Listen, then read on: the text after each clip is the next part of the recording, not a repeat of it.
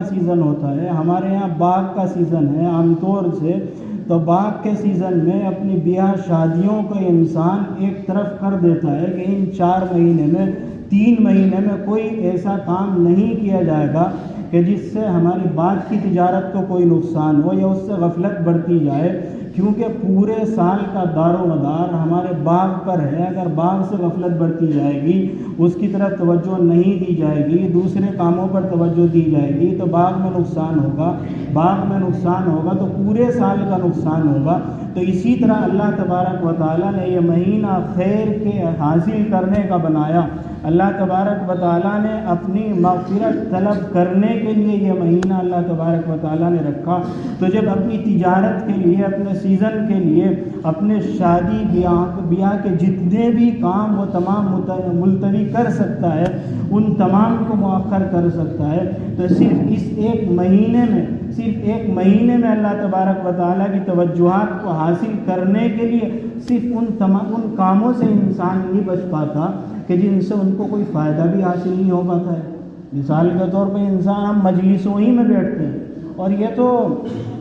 رمضان المبارک کی رحمتیں ہیں اور برکتیں ہیں، ان کی نوازشیں۔ اللہ تبارک و تعالیٰ نے بے شمار وعدے بھی فرمائے، بے شمار اللہ تبارک و تعالیٰ نے انعامات بھی احادیث میں گنوائی ہیں کہ جن کا یہاں تمام کو بیان کرنے کا موقع نہیں ہے، لیکن اللہ کے رسول صلی اللہ علیہ وسلم نے یہ بات بھی ساتھ میں ارشاد فرمائی ہے کہ جو اس مہینے کا خیال نہ رکھے، جو اس مہینے کے جو تقاضے ہیں ان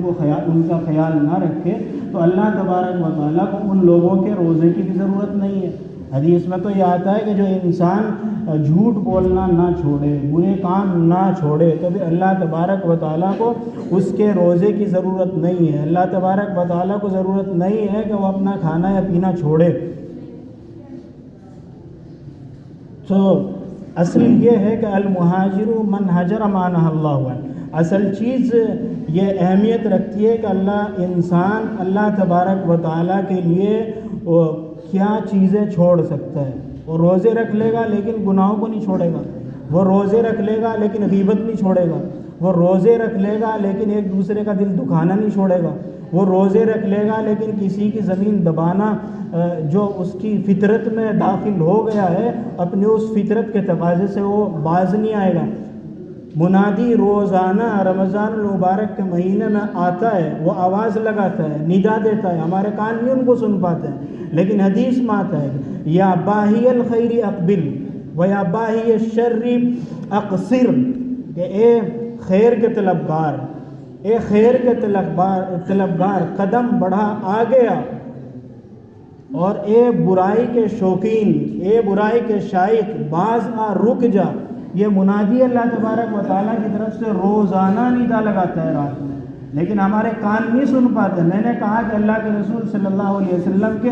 ایک ایک کلمے پر ہمارا ایمان ہے کہ جو کچھ اللہ تبارک و تعالیٰ نے ارشاد فرما دیا وہ بالکل برحق ہے، اور حقیقت میں ایسا ہی ہے۔ ہمارے کان سنیں یا نہ سنیں، لیکن اللہ تبارک و تعالیٰ کی طرف سے منادی دینے والا ہے، منادی لگاتا ہے کہ اے خیر کی طرف بڑھنے والے، قدم آگے بڑھا اور اللہ تبارک و تعالیٰ کی مغفرت کو حاصل کر، اللہ تبارک و تعالیٰ کی عنایات کو حاصل کر، اللہ تبارک و تعالیٰ کی رحمتوں کو حاصل کر، اور اے شر کے اور برائی کے طلبگار، برائی کے شوقین، برائی سے باز آ جا اور رک جا۔ باز آ جھوٹ سے، باز آ غیبت سے، باز آ ایک دوسرے میں آگ لڑائی کو بھڑکانے سے۔ یہ تمام چیزیں ایک منادی ندا دینے والا یہ ندا لگاتا ہے، اور اللہ تبارک و تعالیٰ توجہ اپنے بندے پر رکھتا ہے، کون بندہ اس کے قریب آتا ہے اور کون بندہ دور جاتا ہے۔ اللہ تبارک و تعالیٰ جیسے بلکہ ارشاد فرمایا کہ رمضان المبارک کے ایام انسان کے جیسے گزرتے ہیں تو پورا سال اسی طرح گزرتا ہے۔ جیسا انسان اپنے آپ کو رمضان المبارک کے مہینے میں ڈھال لیتا ہے تو پورے کے پورے 11 مہینے اسی طرح برکتوں والے اس کو ہو جاتے ہیں، بلکہ اس کا وجود ہی ایک خیر کا سر چشمہ بن جاتا ہے، اس کا وجود لوگوں کی بھلائی کا سر چشمہ بن جاتا ہے، اس کا وجود بھی بابرکت بن جاتا ہے۔ جو جہاں بیٹھتا ہے تو وہ برکت لے کر جاتا ہے، اپنے گھر میں جاتا ہے تو برکت لے کر جاتا ہے، بازار میں جاتا ہے تو وہ اپنے ساتھ برکت لے کر جاتا ہے۔ جب انسان اپنے آپ کو اللہ تبارک و تعالیٰ کے کی توجہات حاصل کرنے میں اس مہینے کو گزارتا ہے تو گویا کہ اس کا وجود بھی خود بابرکت بن جاتا ہے۔ تو کل سے ہو سکتا ہے کہ رمضان المبارک کا مہینہ شروع ہو جائے چاند دکھنے کے بعد، ورنہ پھر پرسوں سے رمضان المبارک کا مہینہ شروع ہو جائے گا۔ تو یہاں پر جتنے بھی لوگ موجود ہیں وہ یہ اس بات کا عہد کر کے جائیں،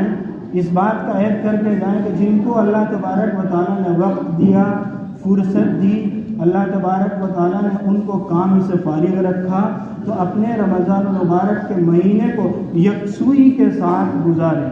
جتنے بھی اعمال بھلائی کے وہ کر سکتے ہوں تو کریں، لیکن جتنے بھی برا کام ہو سکتے ہیں ان تمام کو چھوڑ دینا ہے۔ بلکہ حدیث میں تو یہاں تک ہے جو روزے دار ہوتا ہے تو روزے دار زور سے بھی نہ بولے، روزے دار جھوٹ بولنا بہت دور کی بات، غیبت کرنا بہت دور کی بات، گالی دینا بہت دور کی بات، حدیث میں آتا ہے کہ انسان زور سے بھی نہ بولے۔ اگر کوئی انسان روزے دار کو گالی دے رہا ہے تو روزے دار اس کو بدلے میں برا بھلا نہ کہے، بلکہ اس سے یہ کہہ دے کہ میرا روزہ ہے۔